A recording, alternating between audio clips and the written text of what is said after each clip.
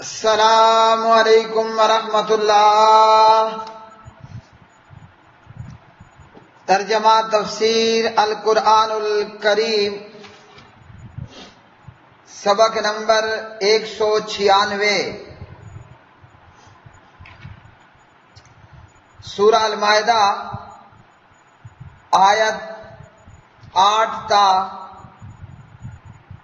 11۔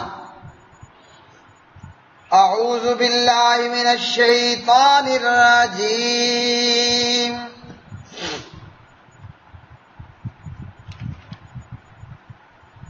یا ایھا الذین آمنوا کونوا قوامین للہ شہداء بالقسط ولا يجرمنكم شنآن قوم على ألا تعدلوا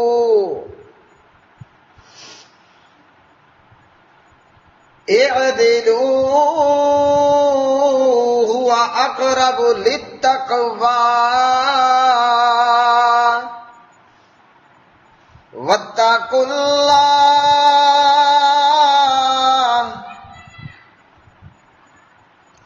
ان اللہ خبیر بما تعملون۔ وعد اللہ الذین آمنوا وعملوا الصالحات لهم مغفرۃ واجر عظیم۔ والذین کفروا وکذبوا بآیاتنا اولئک اصحاب الجحیم۔ یا ایھا الذین آمنوا اذکروا نعمت اللہ علیکم اذ ہم قوم ان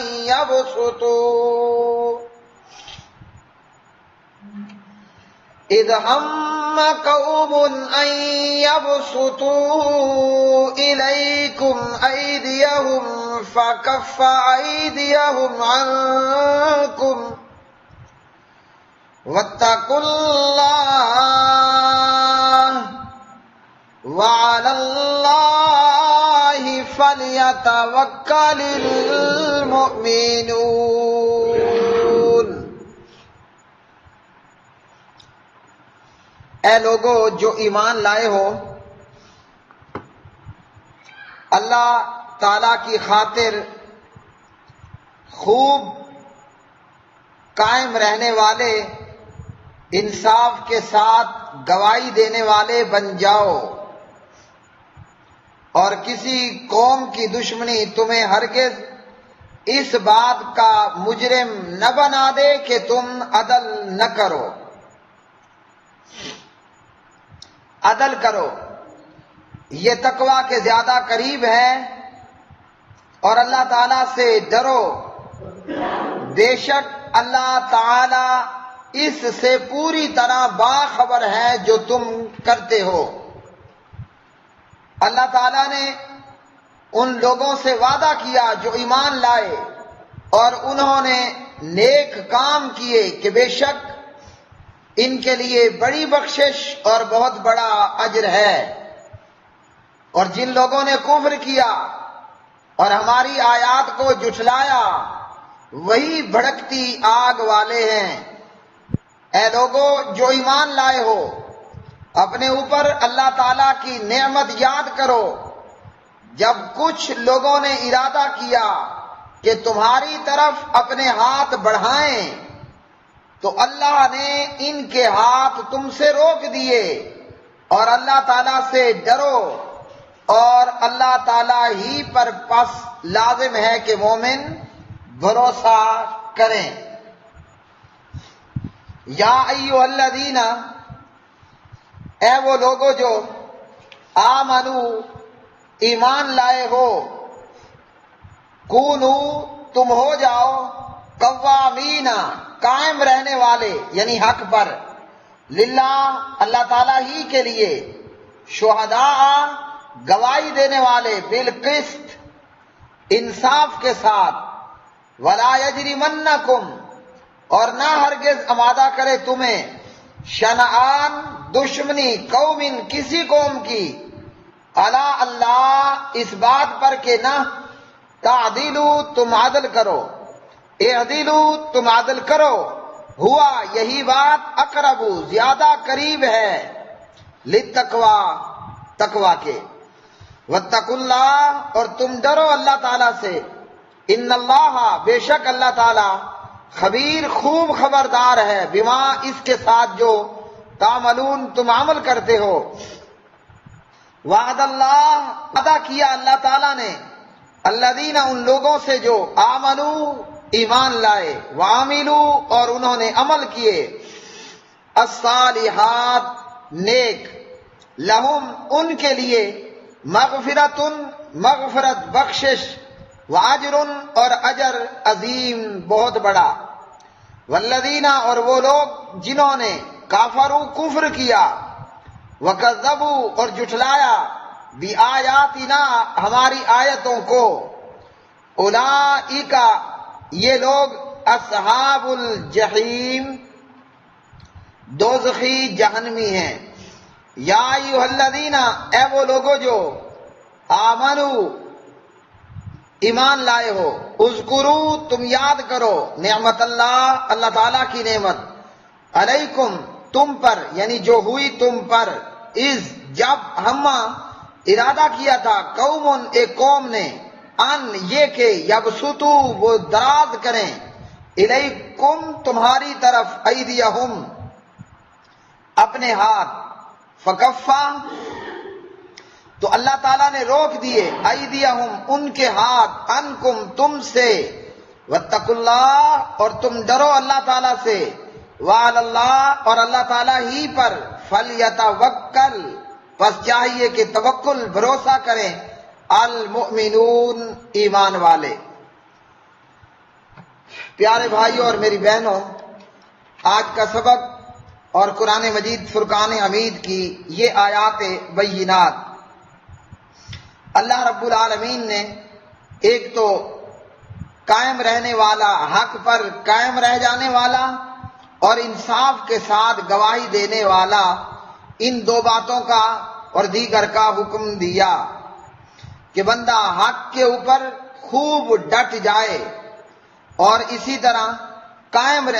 طرح انصاف کے ساتھ گواہی دینے والا، یعنی بے انصافی نہیں کرنی ہے، کسی وجہ سے کسی کی طرف ناجائز جھکاؤ نہیں کرنا ہے، اور جو اللہ نے حکم دیا، جو سچ اور حق ہے، جو سچ اور حق ہے اسی کا ساتھ دینا ہے اور اسی مطابق گواہی دینی ہے، وہ چاہے اپنی جان کے خلاف پڑے، اپنے باپ کے خلاف پڑے، اپنے رشتہ داروں کے خلاف پڑے، اللہ کے حکم کے مطابق انصاف کے ساتھ گواہی دینی ہے۔ اور فرمایا کہ کسی قوم کی دشمنی تمہیں جو ہے وہ بے انصاف نہ بنائے کہ تم عدل و انصاف کا دامن چھوڑ بیٹھو، بلکہ حکم دیا کس بات کا؟ عدل کرنے کا، عدل کرو عدل کرو، یعنی انصاف کرنا ہے، زیادتی نہیں کرنی، خرابی نہیں کرنی ہے، اور فرمایا کہ یہ تقوی کے قریب ہے۔ اکثر وہ کافر جن کو مسلمانوں سے بڑی دشمنی رہی اور بڑے معاملات ہوئے، قتل و غارت، لڑائی جھگڑے، بہت کچھ، جب وہ مسلمان ہوئے تو فرمایا کہ ان سے وہ دشمنی نہ نکالو، یعنی جو پیچھے دشمنیاں گزر چکی ہیں، اور ہر جگہ یہی حکم ہے، حق بات میں دوست اور دشمن برابر ہونے چاہیے، یہ نہیں کہ دوست کے لیے کوئی اور معیار اور دشمن کے لیے کوئی اور معیار، بلکہ ہر معاملے کے اندر حق کو معیار بنایا جائے گا اور دور دشمن کے اندر یہ معیار برابر کا برابر رہے گا۔ اللہ رب العالمین نے اپنی نعمتوں کے جو ہے وہ ذکر کو بیان کیا کہ اللہ تعالیٰ کی نعمتوں کو یاد کرو۔ اللہ تعالیٰ کی ہم پر بے شمار ان گنت لاتعداد نعمتیں ہیں، اللہ کی ان گنت لاتعداد نعمتیں ہیں۔ اس واقعے کے تعلق سے کہ پیارے نبی علیہ الصلوۃ والسلام کے پیارے صحابی جناب جابر رضی اللہ عنہ بیان کرتے ہیں کہ آپ صلی اللہ علیہ وسلم کے ساتھ وہ کسی غزوے میں تھے، واپسی ہوئے اور دوپہر کے وقت آ کر ایک ایسی وادی میں آرام فرمایا جہاں خاردار درخت موجود تھے۔ نبی علیہ الصلوۃ والسلام نے بھی یہاں وہ ایک کیکر کے درخت میں آپ صلی اللہ علیہ وسلم آرام فرمانے کے لیے لیٹ گئے، اور آپ صلی اللہ علیہ وسلم نے اپنی تلوار جو ہے وہ اس کیکر کے درخت کے ساتھ لٹکا دی۔ پیارے نبی علیہ الصلوۃ والسلام بھی آرام فرمانے کے لیے لیٹ گئے، اور صحابہ کرام بھی آرام کرنے کے لیے مختلف درختوں کی چھاؤں میں ادھر ادھر بکھر کر لیٹ گئے اور آرام کرنے لگے اور سو گئے۔ آپ صلی اللہ علیہ وسلم بھی سوئے ہوئے ہیں، اور آپ صلی اللہ علیہ وسلم کی جو تلوار ہے وہ اس کیکر کے درخت کے ساتھ لٹکی ہوئی ہے۔ ایک عرابی، ایک بدو، ایک دیہاتی آیا اور پیارے نبی علیہ السلام کی تلوار کو اٹھا لیا۔ جب آپ کی آنکھ کھلی تو وہ پیارے نبی کی تلوار اس بدو عرابی کے ہاتھ میں ہے، اور عرابی آپ سے کہہ رہا ہے میں یمنعک منی، ہاں جی کون بچائے گا آپ کو مجھ سے؟ میں یمنعک منی، آپ کو مجھ سے کون بچائے گا؟ اب نبی علیہ السلام تنہا ہیں، آپ کی تلوار اس دیہاتی بدو عرابی کے ہاتھ میں ہے، آپ کے پاس کوئی اور لڑنے کے لیے اسلحہ نہیں تھا، اور آپ کے صحابہ اس میدان میں دور نزدیک مختلف درختوں کی چھاؤں میں سوئے ہوئے آرام فرما رہے ہیں۔ جب عرابی نے پوچھا کہ میں یمنعک منی، آپ کو مجھ سے کون بچائے گا؟ پیارے نبی نے فرمایا اللہ، مجھے اللہ تعالیٰ بچائے گا۔ عرابی نے 2 یا 3 مرتبہ یہ پوچھا میں یمنعک منی، ہاں جی آپ میرے پاس اسلحہ ہے، آپ نہتے ہو، میں تو ابھی تلوار سے آپ کا کام تمام کر دیتا ہوں، کون ہے جو مجھ سے آپ کو بچائے گا؟ اللہ کے پاک نبی نے ہر مرتبہ یہ آواز دی، یہ بات کی کہ مجھے اللہ تعالیٰ بچائے گا۔ جب آپ نے 2-3 مرتبہ یہ کہا تو اس عرابی نے تلوار کو پھینک دیا اور آرام سے سکون سے بیٹھ گیا۔ پھر آپ نے صحابہ کو آواز دی تو آپ کی آواز سے ارد گرد کے صحابی آئے اور کہا کہ یہ حضرت جی مجھے مارنے کے لیے آیا تھا، میری تلوار اٹھا لی اور مجھ سے کہا کہ میں یمنعک منی، آپ کو مجھ سے کون بچائے گا؟ تو میں نے جواب دیا اللہ تعالیٰ ہی بچانے والا ہے، وہی بچا سکتا ہے۔ اور وہ بدو، وہ دیہاتی اب بغیر کچھ کہے وہاں بیٹھا ہے۔ صحیح بخاری حدیث نمبر 41354۔ تو پیارے بھائیو، اس واقعے سے ایک تو یہ معلوم ہوا کہ یہ اللہ تعالیٰ کی نعمت ہے۔ کیسی نعمت ہے کہ اللہ نے پیارے نبی علیہ السلام کو بچا لیا۔ اب یہ شخص پہلے نبی علیہ السلام کا قتل کرتا اور اسی تلوار سے سوئے ہوئے 2-4 اور صحابہ کو بھی شہید کر دیتا، لیکن پیارے نبی علیہ السلام کو اللہ رب العالمین نے بچا لیا۔ ایک تو اس واقعے سے ہمیں یہ معلوم ہوا کہ ہمارے پیارے نبی علیہ السلام کس قدر رحم دل، بردبار اور رحمت للعالمین تھے کہ آپ صلی اللہ علیہ وسلم نے اپنے دشمن پر غلبہ پا لینے کے بعد بھی دشمن کو معاف کیا، حالانکہ وہ فریب میں مفت میں آپ کی جان کے درپے ہو گیا۔ اللہ نے آپ کو تو بچا لیا، لیکن آپ نے بدلے میں اس شخص کو کچھ بھی نہیں کہا۔ مسلمانوں، مومنوں، ایمانداروں، ہم سب کو چاہیے کہ اپنے نبی کے اس اسوہ حسنہ پر عمل کریں کہ ہمارا دشمن ہمارے قابو میں آ جائے۔ یہ کمال نہیں ہے کہ بدلہ لے لیا جائے، کمال یہ ہے، اللہ اکبر، کمال یہ ہے کہ دشمن پہ قابو پا کر بھی دشمن کو معاف کر دینا۔ تو پیارے نبی علیہ السلام نے اسے معاف کر دیا۔ دوسرا اس سے بہت بڑا سبق ہمیں یہ ملا، ہمارے عقیدے کی تربیت یہ ہوئی، اللہ اکبر۔ اب بتائیے، نبی علیہ السلام عالم الغیب ہیں، نبی علیہ السلام حاضر ناظر ہیں، نبی علیہ السلام سنتے دیکھتے ہیں۔ اللہ کے بندے ہو، اللہ کے پاک نبی زندہ تھے لیکن تھے سوئے ہوا، تھے آپ سوئے ہوئے، آرام فرما رہے تھے۔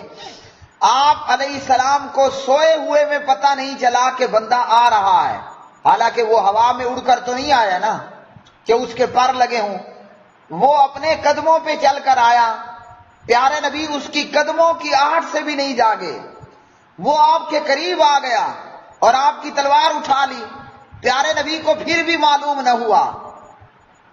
تو کیا نبی علیہ السلام غیب جانتے ہیں؟ وہ مشرک، وہ بدعتی، وہ بد عقیدہ مسلمان جو پیارے نبی علیہ السلام کی محبت میں غلو کرتے ہوئے کہتے ہیں کہ اللہ کے پاک نبی تو عالم الغیب ہیں، یہاں اللہ کے پاک نبی کی اپنی جان پر بھی بن گئی، اور آپ کے شہادت کے بعد اس شخص نے اور صحابہ کو بھی مار دینا تھا تو صحابہ کی جان پر بھی بچ گئی۔ تو پیارے نبی کیسے عالم الغیب ہیں؟ یہاں نبی فوت ہو چکے ہیں، صدیاں بیت گئی ہیں، اور یہاں اس واقعے کے اندر اللہ کے پاک نبی زندہ ہیں، قبر میں نہیں تھے، زمین کے اوپر تھے، زمین کے اندر نہیں تھے، زمین کی پشت پر موجود تھے اور زمین کے پیٹ میں نہیں تھے۔ تو پیارے نبی زندہ ہیں، لیکن آپ کو علم نہ ہوا کہ آنے والا آ بھی گیا، تلوار بھی اٹھا لی اور تلوار کو آپ علیہ السلام پر تان بھی لیا۔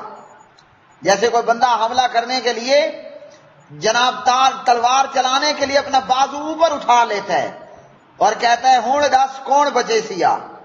تو یہ عربی کہنے لگا نبی علیہ السلام سے، میں یمنعک منی، ہون دس میں کل تیکو کون بچے سی۔ تو پیارے نبی علیہ السلام اگر عالم الغیب ہوتے تو کیا خیال ہے، اس شخص کے آنے سے پہلے آپ کو علم نہ ہو جاتا، تلوار اٹھانے سے پہلے آپ کو علم نہ ہو جاتا؟ تو جب پیارے نبی زندہ ہیں آپ کو علم نہ ہوا، آپ اپنی وفات کے بعد کہاں سے عالم الغیب ہو گئے؟ عالم الغیب کون ہے؟ اللہ وحدہ لا شریک ہے۔ قُل لَّا يَعْلَمُ مَن فِي السَّمَاوَاتِ وَالْأَرْضِ الْغَيْبَ إِلَّا اللَّهُ عَالِمُ الْغَيْبِ فَلَا يُظْهِرُ عَلَىٰ غَيْبِهِ أَحَدًا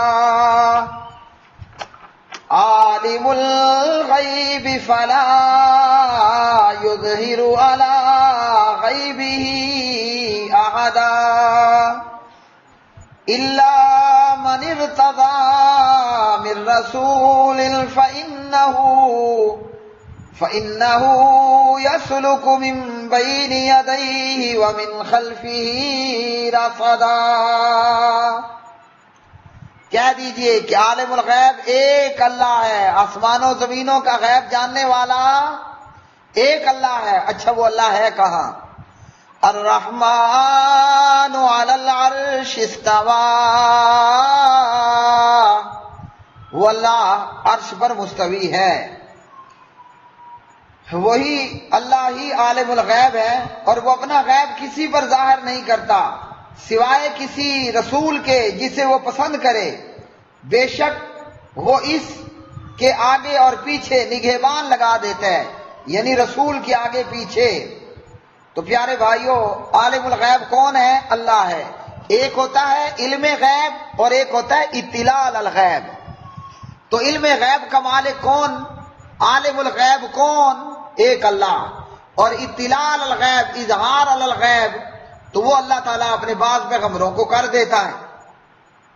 غیب پر اطلاع کا ہو جانا، غیب پر اظہار ہو جانا، یہ اور بات ہے۔ عالم الغیب ہونا یہ دوسری بات ہے۔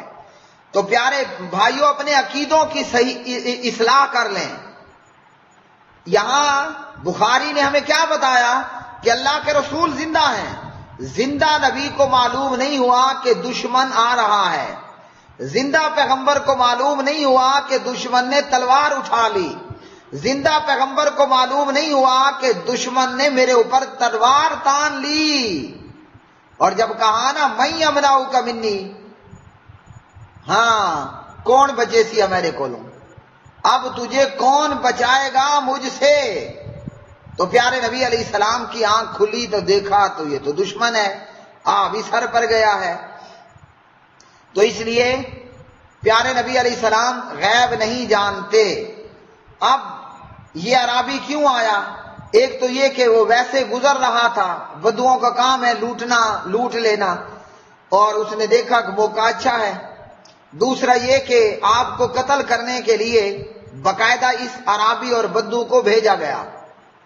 تیسری بات یہ ہے کہ اللہ تعالیٰ پر ہمارا اس طرح بھروسہ ہونا چاہیے۔ مسلمان اور مومن تیر و تفنگ پہ بھروسہ نہیں کرتا۔ مسلمان لڑتا ہے تو اللہ کے بھروسے پر لڑائی کرتا ہے۔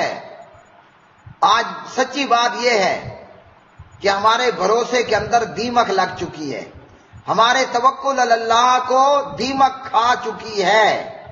ورنہ اگر جنگ ہتھیاروں کے زور پر جیتی جاتی، اگر جنگ ہتھیاروں کے زور پر جیت لی جاتی تو امریکہ اور روس پوری دنیا میں ان کا سکہ چلتا۔ اسلحہ بارود کی کیا انہیں کمی ہے؟ کوئی کمی نہیں ہے، لیکن جہاں وہ اٹیک کرتے ہیں بدلے میں ذلت اور رسوائی کے ٹوکرے بھر کر اپنے ساتھ لے جاتے ہیں۔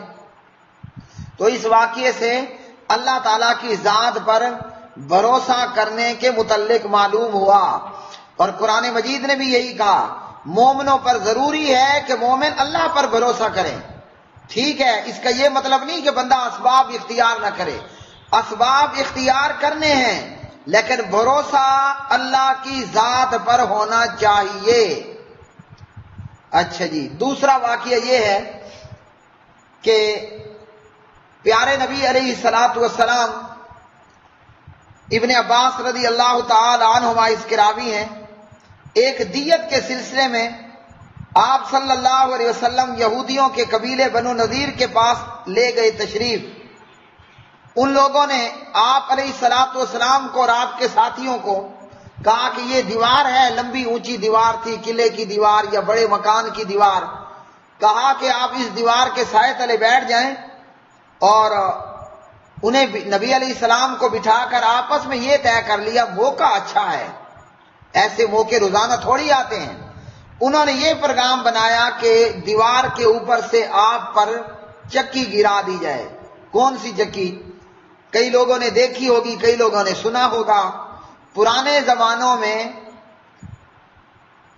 آٹا پیسنے کے لیے چکی ہوا کرتی تھی، اور وہ دو پتھروں سے، دو بھاری بھاری پتھروں کے بیچ میں جو اور گندم وغیرہ پیسی جاتی تھی، اور دونوں بڑے بڑے ہیوی اور بھاری پتھر ہوتے تھے۔ انہوں نے کہا ایسا کیا جائے کہ چکی کا ایک پارٹ ان کے اوپر گرا دیا جائے، تو چکی جب ان کے نیچے گرے گی تو ان کو کچل کے فوراً ہلاک کر دے گی۔ یہاں اللہ رب العالمین نے اپنے پیغمبر کو اطلاع دے دی کہ ان کا یہ آئیڈیا، یہ پروگرام بن گیا ہے، آپ دیوار کے سائے سے اٹھ جائیں۔ تو اس حدیث سے بھی یہ معلوم ہوا کہ یہ اللہ کی نعمتوں میں سے ایک نعمت کہ اللہ نے اپنے نبی کو بھی اور ایمان والوں کو بھی بچا لیا، لیکن کب؟ جب اللہ تعالیٰ بتانا چاہے۔ اب نبی علیہ السلام اگر کیا خیال ہے عالم الغیب ہوتے، یہ چکی والا واقعہ بھی ہمیں بتا رہا ہے، اگر نبی علیہ السلام عالم الغیب ہوتے تو دیوار کے سائے تلے بیٹھتے؟ اپنی جان تو ہے ہی ہے نا، ساتھ میں آپ کے صحابہ کی بھی جان جاتی۔ چکی کا پارٹ کافی بڑا ہوتا ہے، چھوٹا موٹا نہیں ہوتا، اور ہوتا بھی بڑا وزندار ہے۔ اگر وہ چکی اوپر سے گرائی جاتی، کم از کم پیارے نبی علیہ الصلوۃ والسلام کے ساتھ ساتھ 2 سے 3 بندوں کی جان وہ ضرور لیتی، کم از کم۔ تو اگر پیارے نبی علیہ السلام غیب جانتے ہوتے تو کیا خیال ہے وہ دیوار کے سائے میں بیٹھتے؟ آپ فرماتے ہیں مجھے پتا ہے تمہارا کیا آئیڈیا ہے، تم ہمیں مارنا چاہتے ہو نا، ہم نہیں بیٹھتے دیوار سائے تلے۔ تو کیا پتا چلا کہ نبی علیہ السلام عالم الغیب نہیں تھے۔ اگر عالم الغیب ہوتے، کون چاہتا ہے میں مارا جاؤں، میرے دوست یار مارے جائیں، اور وہ بھی اس مشکل کے اندر کہ صحابی کوئی آسان کام تو نہیں تھا کہ بس اشارہ کیا اور بن گیا، محنت کوشش لگن کرنی پڑتی، تب جا کر کہیں کوئی ایک بندہ مسلمان ہوتا۔ ہم تو نسل در نسل مسلمان ہیں نا، ہمیں اسلام کی کوئی خاص قدر نہیں ہے۔ ان سے پوچھئے کہ جو زندگیاں لگا کر ایک بندہ بمشکل ایمان پر آتا، تو پیارے نبی غیب نہیں جانتے تھے۔ ہمیں چاہیے کہ ہم اسباب کو اختیار کریں، مگر بھروسہ تیر و تفنگ، تیر و تلوار پر نہیں،